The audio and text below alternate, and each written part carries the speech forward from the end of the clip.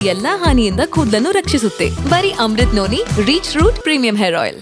ನಟ ದರ್ಶನ್ ಏಳ್ಗೆಯನ್ನು ಕಂಡು ಖುಷಿಪಟ್ಟಂಥವರು ಈ ಪ್ರಕರಣದಿಂದ ಅಂದರೆ ಕೊಲೆಯ ಪ್ರಕರಣದಿಂದ ಆತನ ಬಗ್ಗೆ ಅಸಹ್ಯ ಪಟ್ಟುಕೊಳ್ಳುವಂತಹ ಸನ್ನಿವೇಶಗಳು ನಿರ್ಮಾಣ ಆಗಿದೆ. ಈ ಬಗ್ಗೆ ಮಾತಾಡಲಿಕ್ಕೆ ರಂಗಾಯಣದ ಮಾಜಿ ನಿರ್ದೇಶಕರು ಅಡ್ಡಂಡ ಸಿ ಕಾರ್ಯಪ್ಪ ಅವರು ನಮ್ಮ ಜೊತೆಗಿದ್ದಾರೆ. ಅವ್ರನ್ನ ಮಾತಾಡ್ಸೋಣ.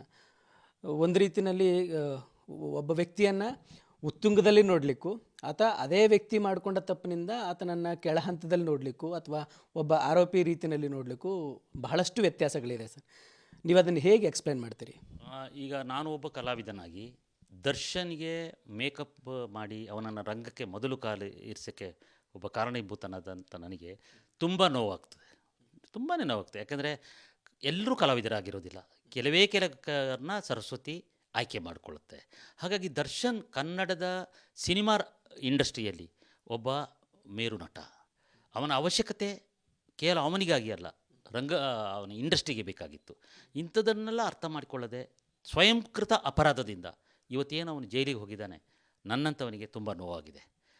1987ರಲ್ಲಿ ನಾನು ನೀನಾಸಮಿಂದ ಬಂದು ನಾನು ನನ್ನ ಪತ್ನಿ ಅನಿತಾ ಕೊಡಗಿನಲ್ಲಿ ಒಂದು ಸೃಷ್ಟಿ ಸಂಸ್ಥೆಯನ್ನು ನಾವು ಮೊದಲೇ ಕಟ್ಟಿದ್ದೀವಿ. ಅದರಲ್ಲಿ ಮಕ್ಕಳ ರಂಗಶಿಬಿರ ಮಾಡ್ತಾ ಇದ್ದಾಗ ನಾವು ಗೆಸ್ಟಾಗಿ ಮಂಡ್ಯ ರಮೇಶರನ್ನು, ಕೃಷ್ಣಕುಮಾರ್ ನಾರಾಯಣಕಜ್ಜಿ ಅಂತ ಹೇಳುವ ರಂಗಾಯಣದ ಕಲಾವಿದರನ್ನು ಕರ್ಕೊಂಡು ನಾವು ಈ ಶಿಬಿರ ಮಾಡ್ತಾಯಿದ್ವಿ.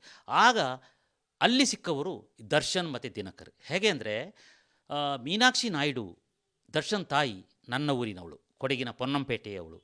ಹೌದು, ಆ ಪೊನ್ನಂಪೇಟೆಯಲ್ಲಿ ಅಜ್ಜಿ ಮನೆಗೆ ಅಂತ ಇವರು ಮಕ್ಕಳು ಆಡೋಕ್ಕೆ ಬರೋರು ಬೇಸಿಗೆಯ ಪರೀಕ್ಷೆ ಮುಗಿಸ್ಕೊಂಡು. ಆ ಸಮಯದಲ್ಲಿ ನನ್ನ ಮಕ್ಕಳ ಶಿಬಿರಕ್ಕೆ ಸೇರಿಕೊಂಡ್ರು, ಇವರಿಬ್ಬರೂ ಸೇರಿಕೊಂಡ್ರು. 7ನೇ ಕ್ಲಾಸಲ್ಲಿದ್ದ ಅಂತ ಹೇಳ್ದ. 10ನೇ ಕ್ಲಾಸಿನ ಥರ ಅವನ ಇದಿತ್ತು, ಅವನ ಅಪಿಯರೆನ್ಸ್ ಇತ್ತು, ಅವನ ಫಿಸಿಕ್ ಆಗಿತ್ತು. ತುಂಬ ದೊಡ್ಡ ದೇಹ ಒಂದು, ನೋಡೋಕ್ಕೆ ಸುಹೃದ್ರೂಪಿಯಾಗಿದ್ದ, ಚಂದ ಇದ್ದ ಹುಡುಗ. ನಾನು ಶೇಕ್ಸ್ಪಿಯರ್ನ ಮಿಡ್ ಸಮ್ಮರ್ ನೈಟ್ ಡ್ರೀಮ್ನ ರಾಬಿನ್ ಗುಡ್ ಫೆಲೋ ನಾಟಕವನ್ನು ಮಾಡಿಸಿದ್ದೆ. ಆ ನಾಟಕದಲ್ಲಿ ರಾಜನ ಪಾತ್ರವನ್ನು ಕೊಟ್ಟಿದ್ದೆ, ಅದ್ಭುತವಾಗಿಯೂ ಮಾಡಿದ್ದ. ಆ ಪ್ರದರ್ಶನದ ದಿನ ಮೇಕಪ್ ಮಾಡುವಾಗ ನನ್ನ ಹೆಂಡತಿ ದರ್ಶನಿಗೆ ಮೇಕಪ್ ಮಾಡ್ತಾ ಕೂತಿದ್ದಳು.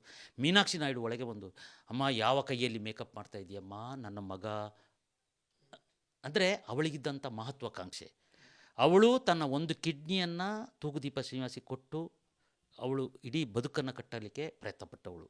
ಅದ್ಭುತ ಲೇಡಿ ಮೀನಾಕ್ಷಿ ನಾಯ್ಡು, ದೊಡ್ಡ ಆಕಾರ ಅವಳು ಆ ಗಂಡ ಸತ್ತೋಗಿ ಅಷ್ಟು ಕಷ್ಟಪಟ್ಟು ಈ ಮಕ್ಕಳನ್ನ ಅವಳು ಮನೆ ಕಂಪ್ಲೀಟ್ ಇಂಡಸ್ಟ್ರಿಯವರ ಕಾಲಿಡ್ತಿದ್ದಾಳೆ, ನನ್ನ ಮಗನಿಗೆ ಒಂದು ಅವಕಾಶ ಅಂತ. ಇವನು ಕಷ್ಟಪಟ್ಟಿದ್ದಾನೆ.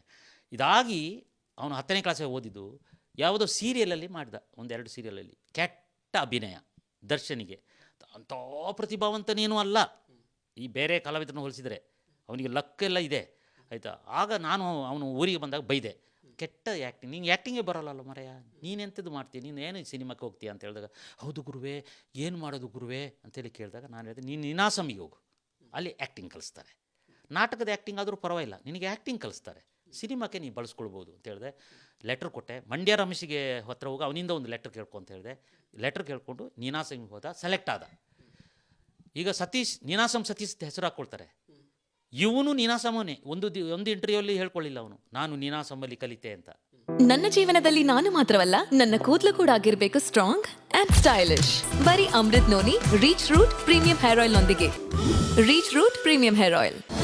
ಅನುಕ್ಷಣದ ಸುದ್ದಿಗಳಿಗಾಗಿ Vistara news YouTube channel subscribe ಮಾಡಿ. ಹೊಸ ಸುದ್ದಿಗಳ ನೋಟಿಫಿಕೇಶನ್ಗಾಗಿ ಬೆಲ್ ಐಕಾನ್ ಕ್ಲಿಕ್ ಮಾಡಿ. ಲೇಟೆಸ್ಟ್ ಅಪ್ಡೇಟ್ಸ್ಗಾಗಿ www.vistaranews.com ವೆಬ್ಸೈಟ್ಗೆ ವಿಸಿಟ್ ಮಾಡಿ. ಅಂಗೈಯಲ್ಲೇ ಜಗತ್ತಿನ ಸುದ್ದಿ ತಿಳಿಯಲು Vistara news Kannada app download ಮಾಡಿ.